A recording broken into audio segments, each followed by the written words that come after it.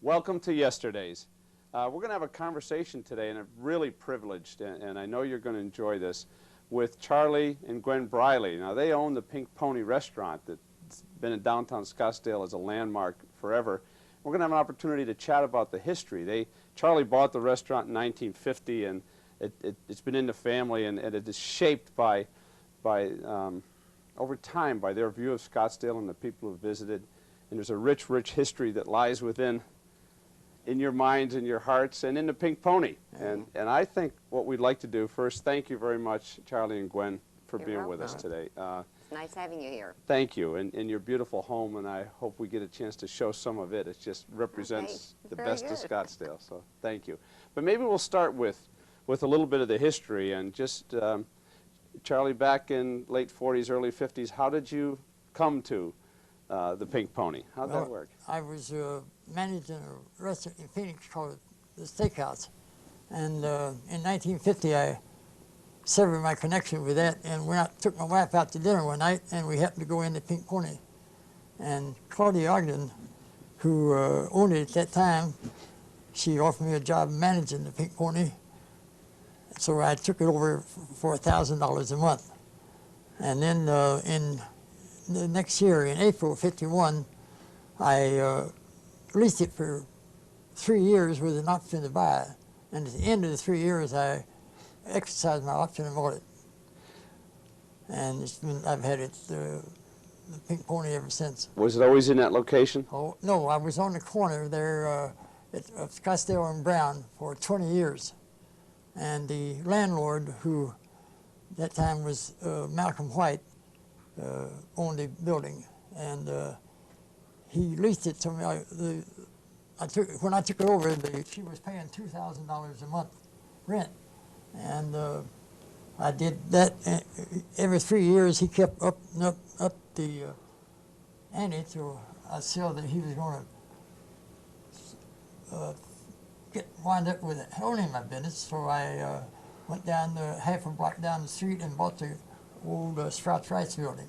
Okay. And in 1970, he sold my lease out from under me to somebody else, and I had to move to that building, which I had in mind doing in the first place. You had your eyes set on that. Right.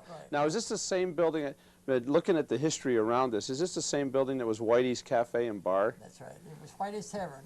Whitey's Tavern. Originally Whitey's Tavern. And that Whitey was the first mayor. He later became the first mayor. Well, later became, okay. Malcolm White. Malcolm White, sure. And I was one of the first ones to sign the corporation papers for the city of Scottsdale.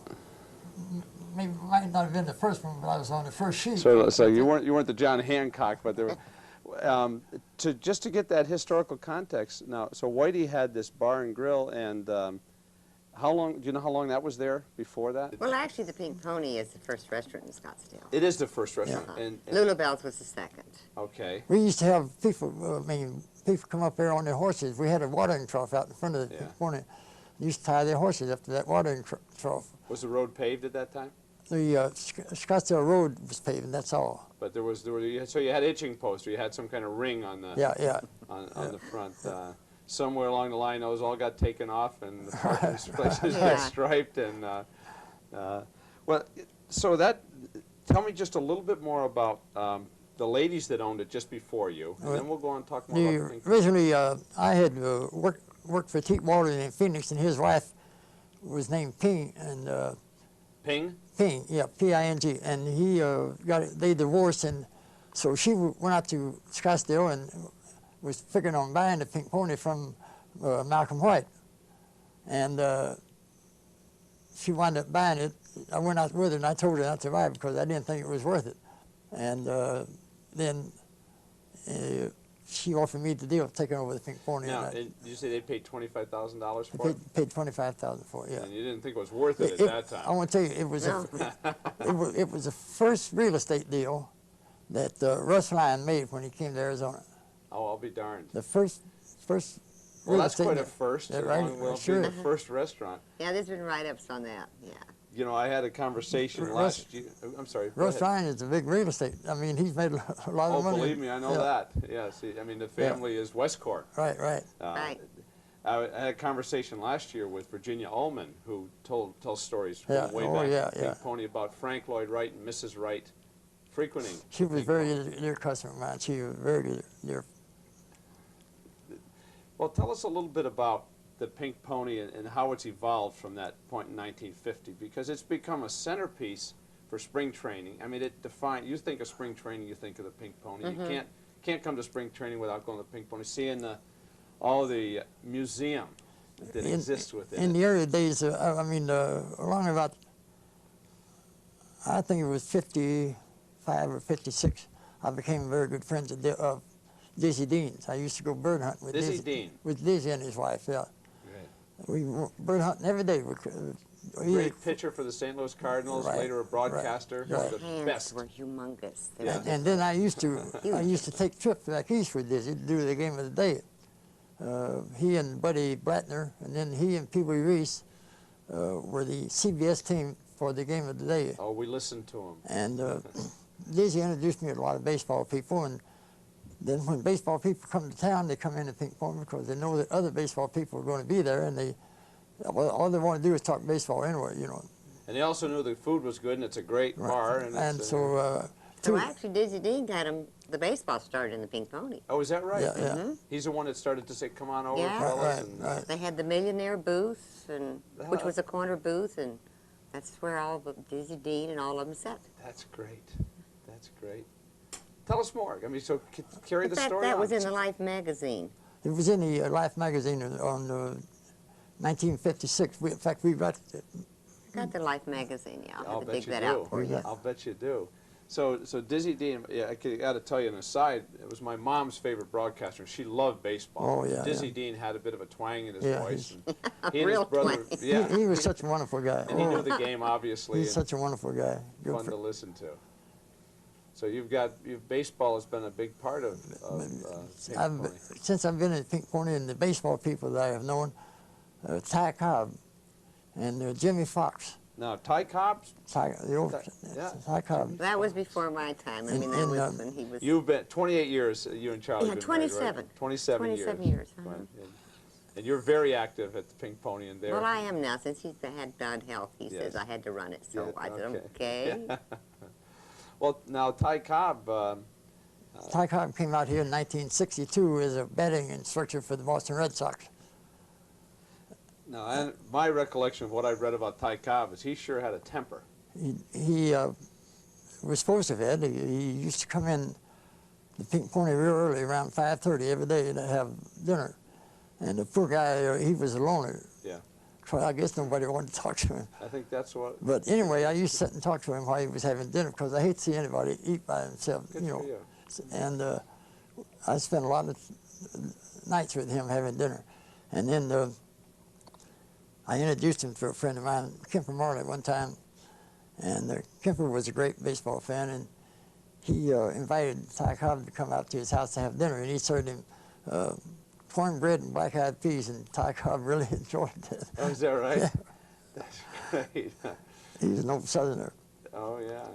And who are some of the other old-time baseball players that? Jimmy Fox, the Boston Red Sox brought Jimmy Fox out here as a hitting instructor, and he stayed drunk most of the time.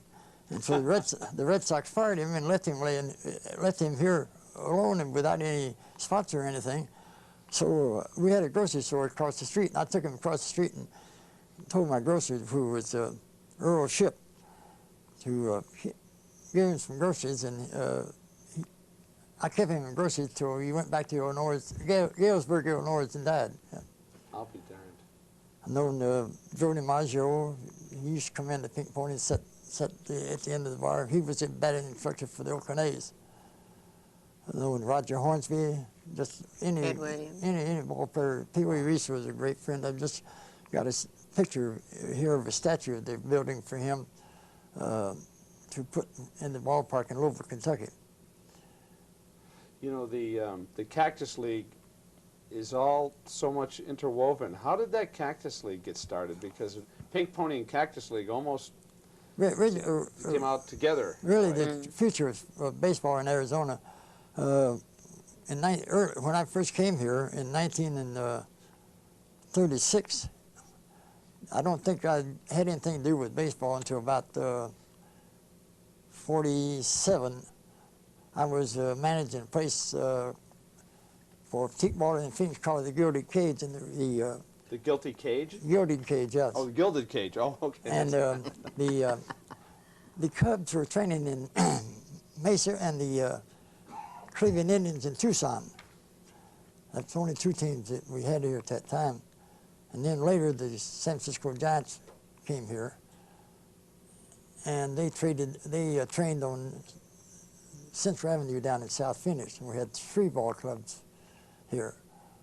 And then in 1955, where it kind of blossomed out, we had the Baltimore Orioles in Scottsdale, and then after Baltimore, we had the Red Sox, and then after the Red Sox, we had the Cubs, and then after the Cubs, we had the Oakland A's, and now we have the San Francisco Giants. Right. It grew from about 3 teams to 10 teams. We have 10 teams now in Arizona training. Well, how did we get that stadium? The new one? No, the old one. The old stadium. In 1955, 10 of us business guys in Scottsdale went together and built that stadium for $55,000, the old ballpark. And then this one cost $385,000. A new one does. Well, it's inflation. Yeah, right. Much better too. Much better. Well, the nice thing about it, because the land was donated by Walter McCune, Yeah. the guys then threw in the money to build it. Then they turned around and donated the whole thing to the city of Scottsdale. Yes. Yeah. You know, and I think there's a wonderful story of history in there. You mentioned before the show about Walter McCune. Tell us about Walter, because you say he donated the money, Walter, or the land, the right, land. Glenn? And Walter McCune told a lot of stories, and a lot of them he was kind of a, what you call it, the old writer that there's so much, the old time stories about, Zane Grey. no, later days, did a lot of stories about, he lived down in Florida Keys. Not Ernest Hemingway. Yeah, Ernest Hemingway. Okay. Yeah, he was. Okay. Walter McCune was kind of an Ernest Hemingway of Scottsdale. Oh, okay. That's an image. Anyway, he had the only difference. Walter McCune had the money to back it up. We had anytime we wanted a charity in Scottsdale. Anytime the Scottsdale needed something, they'd come to me because I had Walker's friendship, and I could ask Walker to do something, anything, he'd do it. He had the money to do it. He donated $1,000 here, $1,000 there, $10,000 here. He not only did a lot for Scottsdale, he did a lot for Cottonwood. He built the whole hospital in Cottonwood, Arizona, complete hospital. He more or less, he and a fellow by the name of Dr. Snyder got together and started the hospital we now have in Scottsdale. Walter McCune would just donate almost anything I'd ask him to do. And you know, you tell a story that's very touching about when Walter passed away. And Walter, he donated the uniforms for the Scottsdale High School band. He donated the little red schoolhouse. He did this and he did that. And then when Walter McCune died, we had his funeral down at the Presbyterian Church on McDonald there in Scottsdale. And as I went to the church, the undertaker said to me, "Charlie, you've got to get me 6 pallbearers." And we had to postpone his funeral for almost an hour to get 6 pallbearers, as much as he had done for the city of Scottsdale. And we didn't have anybody from the city of Scottsdale that I can remember that went to the funeral. You know, and it's probably more a representation of people who weren't aware of the history than to have neglected it. But this is a good opportunity to Yeah, but put the that people of history in. Scottsdale, they had to know They had to know. who had donated If and it's one- given if and it's- given, you know. There's a lot of guys that take credit for doing Maybe things they in just Scottsdale. personally didn't like him as an individual, and so they didn't come to the services. But he or sure is a whatever. part of the history. Huh? There's a lot of guys that take credit for doing a sure. lot of things, but nobody did as much for Scottsdale as Walker McCune did. He had, what is the name of the Syrian girl that works for the city of Scottsdale? She used to run Scottsdale. I don't know, do you? No, I can't- help me. Help me. Well, it goes way back. I can't remember. She used to come in the Pink Pony, and we'd have to get all of our telephone directions. She sat on them, honey. You know, Oh, she was so low in the booth. She had a little boost yeah, there, huh? we had a, what was their names? Well, it'll come yeah, to you. yeah. Let's go back for a minute to baseball, because that is, again, so woven into. Yeah. Who are your favorites over the years? Oh, Who- I who have so just- many. I have so many. And you're the kind of guy that reaches out to everybody, and Gwen, you're the same. But who just struck you as folks that were salt of the earth or really appealed to you in that baseball crowd? Oh, Dizzy Dean, Hank Gary, Hank Gary was a great. or Gene Autry. So he was in town. He was in the Pony. We Oh, yeah, and he was Yeah. baseball. had his Yeah, own yeah. booth. So yeah. In fact, I even have his his wife asked me if I'd put his uniform number up on the wall, and I have his number 26 on the wall. His uniform number is that right? on the wall, yeah. For Gene Autry? Yeah, yeah. They were short a player, and they had to have another. So they did a uniform right quick for him, a jersey for Yeah, it. yeah. So they had their 28 players. Oh, that's great. That's a great little story. And he owned the San Diego Padres. That used, I remember seeing Gene No, come to Gene the, owned the California Angels. Angels. I'm sorry, California Angels. Yeah. I can remember seeing him at the ballpark Yeah. not more than 5-6 years ago. I think, Yeah. probably. Yeah, he was a In sweetheart. fact, when they built the stadium, we had our choices of boxes there, and so Walker McCune took the first box to the left of the dugout, giant dugout, and I had the one next to him. And one time we had President Reagan and his wife came to Scottsdale, and they sat in Walker McCune's box for a ball game. I'll be darned. I believe that lady's name is Shaheen. Shaheen. Oh, Lillian Yeah, Shaheen. yeah, Lillian yeah, Lillian Shaheen. I know Lillian well. She's Oh. worked there. She is such a wonderful person. She's a hard worker. She- and, Oh, she's a doll. Yes, She's she a is. doll. She can tell you everything about Scottsdale. You want to do We'll it. have to sit and talk with Lillian. And, Yeah, you do that. There you go, get the telephone directories and stuff for her to sit Oh, on. that's funny. Well, she'll love to see that. Yeah, yeah. Oh, Oh, that's great. So, anybody else? How about in the last few years? You know, who's the? oh, Billy Martin come in the Pony all the time. And he was never in a fight, believe me, he wasn't. So. It Well, seems you like when just people name came in them. the From Pink Mickey Pony, Mantle, Yeah. you name them. They've been in the Pink they've Pony. been in there. I have a jersey hanging on the wall. Is Fergie Jenkins. He brought it in and gave it to me. He said, "Charlie, this is the jersey I had on when I recorded my 3,000th strikeout.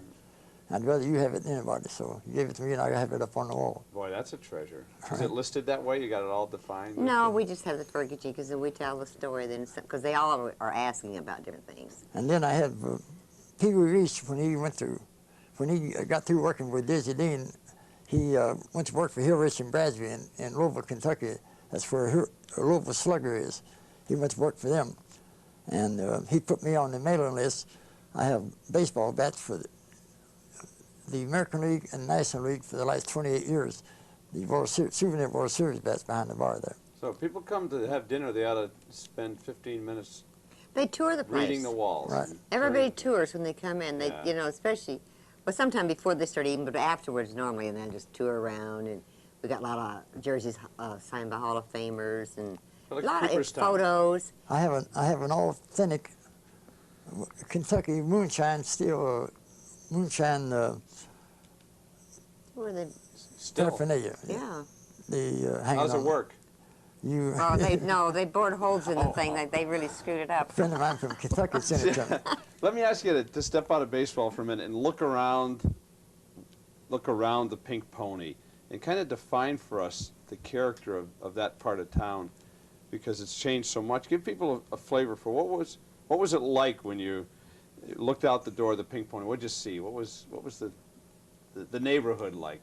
Oh, in the old days, I almost knew everybody that came in and out of the Pink Pony. Now I'm lucky to know half a dozen. Was Lute's Pharmacy there at the time, or? No, Loot Pharmacy was where the shoe store used to be. Okay. I mean, yeah. That's right. What's now there it's now? all art galleries now. All So in what's there. out there? What do you see out there? You know, We had service stations. or- first we saw you look out the door. You see an old building there on the northwest corner of Scottsdale. The Wigwam. And The Wigwam. yeah, That's what it was called. The Wigwam. that was an old adobe building, Uh-huh. and it rained run hard one night, and half the building fell down. Oh, is that right? Earl Shipp was the original owner.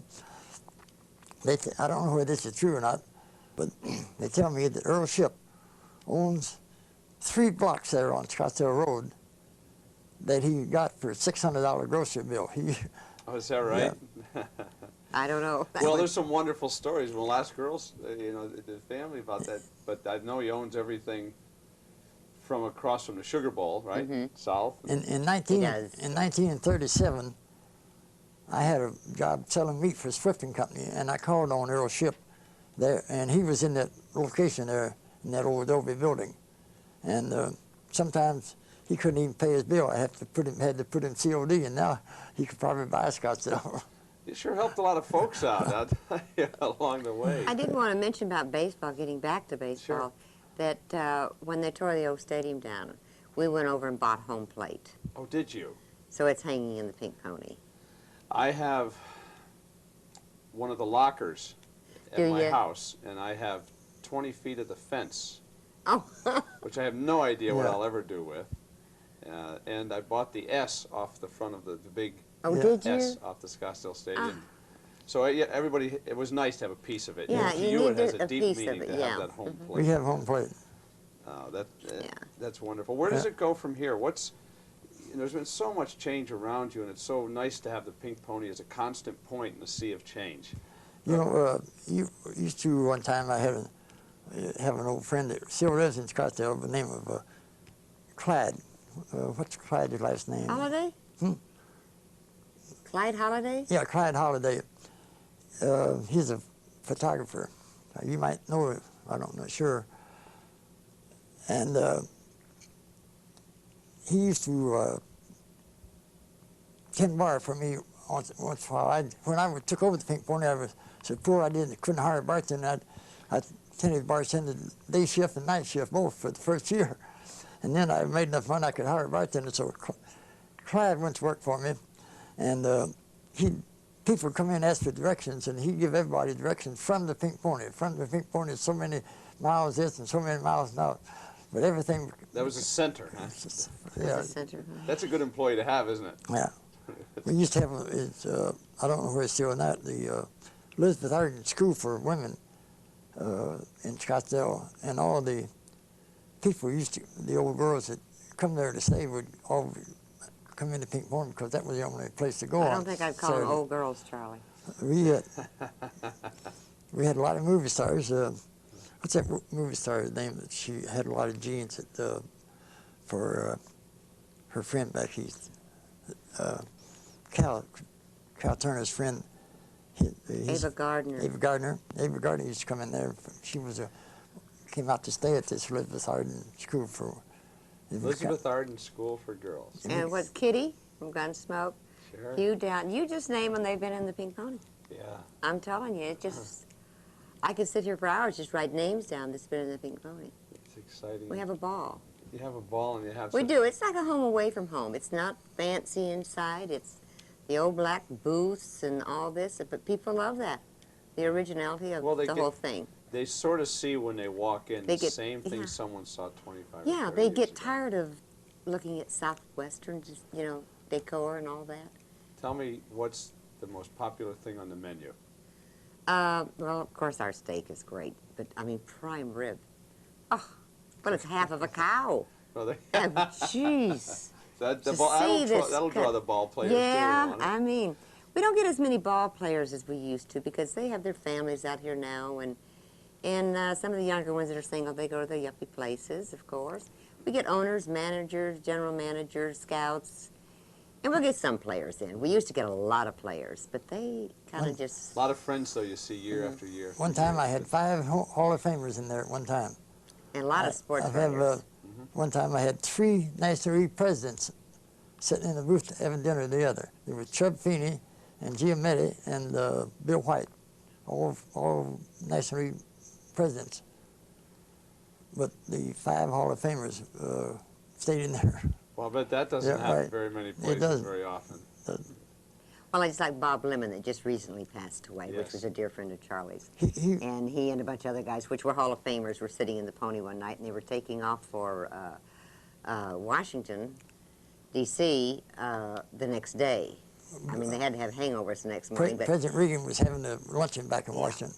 And he brought home a signed autograph with all the Hall of Famers and President Reagan and Bush for Charlie. Incredible. Now I had to take it home and hide it. And Charlie gives the shirt off of his back to everybody. And now Bob Lemon, for those, they were just an extraordinary pitcher. Oh, yeah, such a good friend. Just a heck of a pitcher. And Pee Wee Reese, Pee Wee Reese, a good friend. Oh. Brooklyn Dodgers shortstop, right? Right. Early He's 50s. a little Kentucky Colonel. He deserves the credit for making it easier for Jackie Robinson when he came up for the Brooklyn Dodgers at that time. Pee Wee Reese took him on as a roommate and kind of took him under his arm and made things more comfortable for him.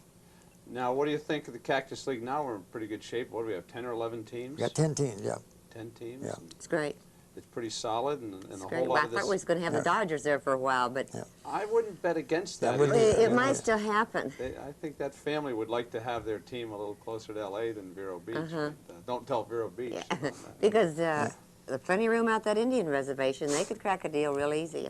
I really think they could. Tell us what you see in the future for the Pink Pony, for Scottsdale. I mean, Scottsdale is going to continue to change, and we'll like some things, we won't like some things, but the Pink Pony is going to still be part of the constant, I expect. Well, you know, it's going to be very hard to ever get rid of the Pink Pony. Oh, I hope so. I have a son that's managing, helps me a great deal, and I hope to, you know, leave it to him or whatever.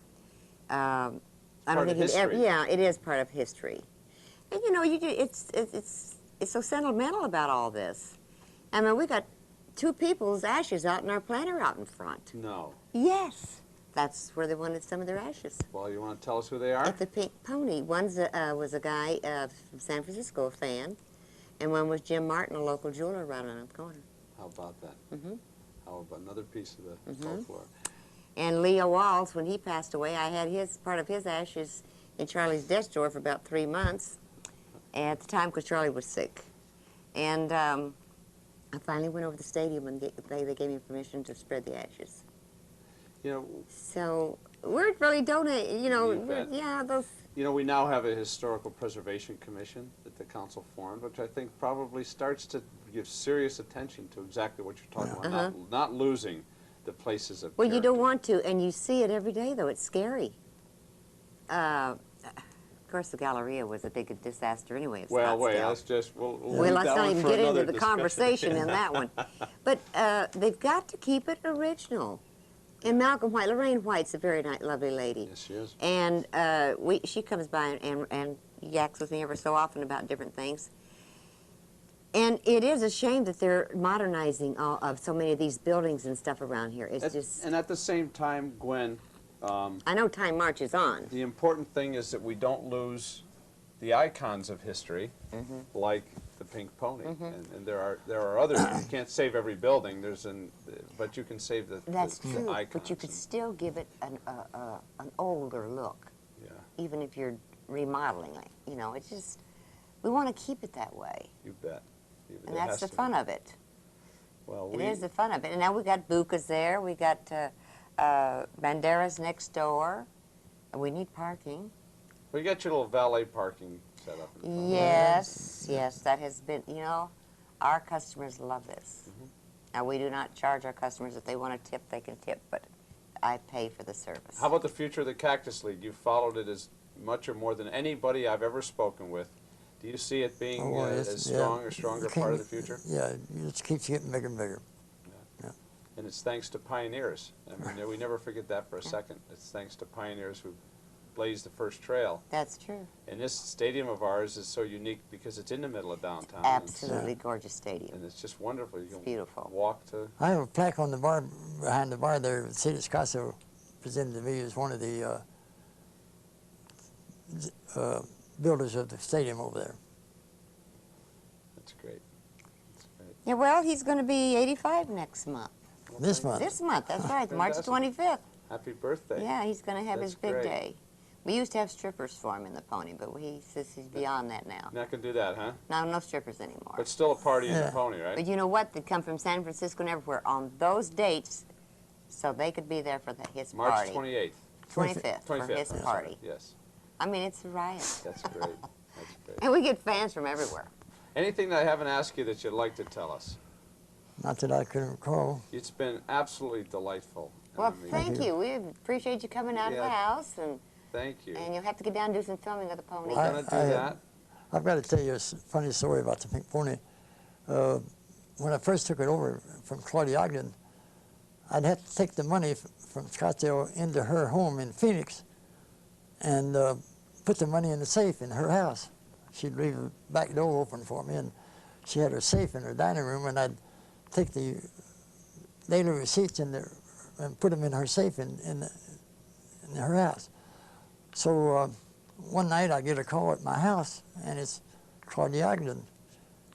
She says, Charlie, you better go out to the Pink Pony. You've still got customers there. I'd happened to lock up the Pink Pony and had a drunk in the bathroom. He came out and he was tearing the front door open to trying to get out. Locked him in. So from that point forward, the checklist included check the bathrooms, right?